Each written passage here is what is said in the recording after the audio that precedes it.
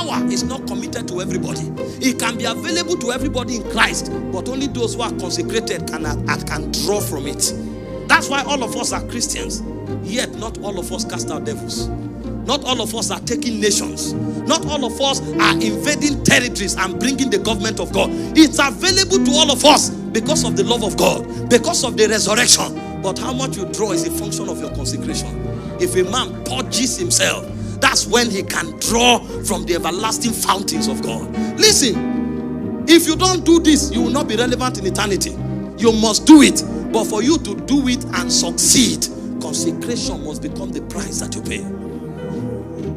And there's a purity-based consecration. Did you not read about Paul? There's a restraint or self-control based consecration. Paul said in 1 Corinthians 9:27, I beat my body. I bring it under subjection. Somebody says he wants to take a nation and he cannot sit down to study. If he feels like sleeping, he sleeps. He operates at the frequency of feeling. When you ask him, he said, I felt like. Who told you those who take nations operate how they feel? They say, oh, go for a training. No, guy, my back was aching and I need to wake up tomorrow. I have not slept enough. You will sleep well. There's a place where all of us will sleep indeed. The Bible said there's a place called the grave. There you will sleep. Nobody will trouble you to go for devotion. Nobody will trouble you to fast. Nobody will trouble you to go for workers training. You will sleep there until your whole flesh will slip away. Even the bones will decay. Our time is rest in peace. That's what they call it. Our time here is limited. You beat your body. It's self-restraint. And bring yourself under subjection. There are times you need to sleep, but kingdom won't let you. There are times you need to go for a vacation, and there's nothing wrong. Go as much as you have the time. But there are times where you can't live like every other person. It's the consecration of the believer. From purity to self-control to sacrifice. And then to devotion to God. Wow! You don't pray, you don't fast, you don't study. You want to move the hand of God. It's not that cheap, sir. It's not that cheap. For you to even discern the movements of the Spirit, it may take hours of priesthood to begin to know the difference between the air and the wind called Ruach HaKodesh. It will take time to know the difference. That what is blowing is not what a fan is producing. It's what is coming from Zion. It will take time to know that the sounds you are hearing is not the keyboard. It's the voice of many waters. It will take time to be able to know when to climb from the sound of the keyboard to the songs of song, the sounds of the Spirit, where angels are whispering echoes from eternity. And those echoes become the ladders through which you are sent to heights. And it's from those heights that you can stand and speak and say, let London be free. That will not be the voice of a man. It will be the shout of the King. And when you talk from that height, even the gates of cities will open. Did you not read? He said, who shall ascend the mountains of God? Who shall stand upon his holy hills? He said, it is they that are of a pure hand. They've not lifted up their soul in vanity. These are the ones. It's from Zion we stand and we shout, Shabak, and doors of nations can open. There's an alignment. There's a procession. Jericho does not fall because you came with trumpet. Jericho will fall because you align with the armies of heaven. There's a gate called Mahanaim where you dance the dance of the Spirit. At that point, even your laughter becomes a weapon. There's a place of synchronization. There's a place of alignment where the warriors of earth become one with the warriors of heaven.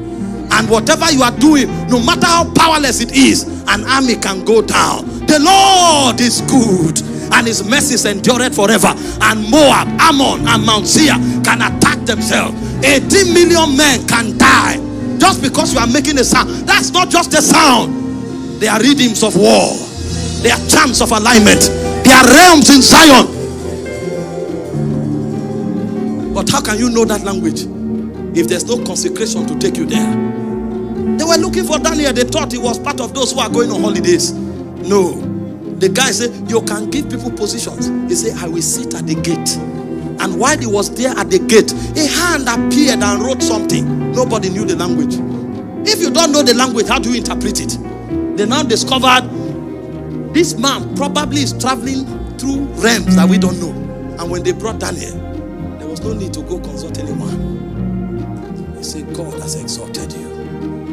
He has given you a kingdom that expands the whole earth. And you decided to worship the God of iron and of stone. He said, it's for that reason that this hand came. He could tell you why the judgment came.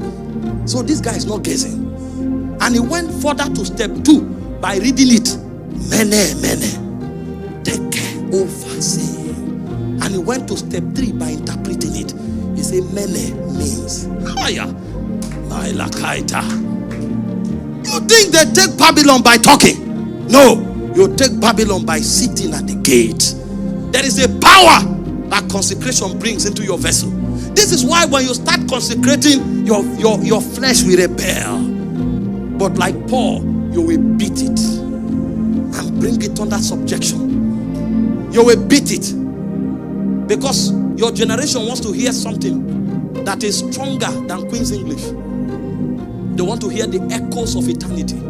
Your voice must travel yonder until when you speak, it becomes like the sounds of many waters.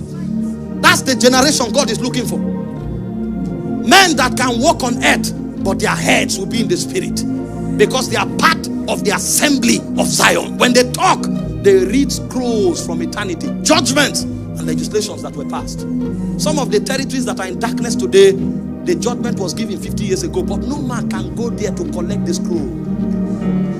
And so territories are in bondage because people who can ascend to Zion have not received scrolls to read them. It will take consecration for you to go to the high places of the spirit. And this is the heritage of every believer, because every one of us should be as strong as David, and the weakest of us should be as a strong nation. But the only way you will get that level of strength is by the power and the weight of your consecration. Even when the king gave a law that no one should pray, Daniel could not stop. The Bible says 3 times in a day, Daniel prayed facing Jerusalem. I am not powerful in Babylon because I'm the friend of the king.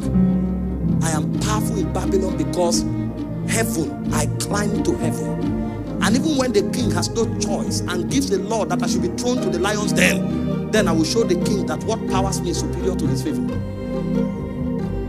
Because the next day when the king came, Daniel was still alive. He said, has your God kept you? He knew that the man had a God. What is your consecration? You want to wield powers that are eternal? You must have a hiding place in God. It's called the believer's consecration. Thank you for watching this video. We trust you have been tremendously blessed. To get more messages by Apostle Michael OROKPO, kindly join our Telegram channel by following the link on your screen. Your life will never remain the same. God bless you.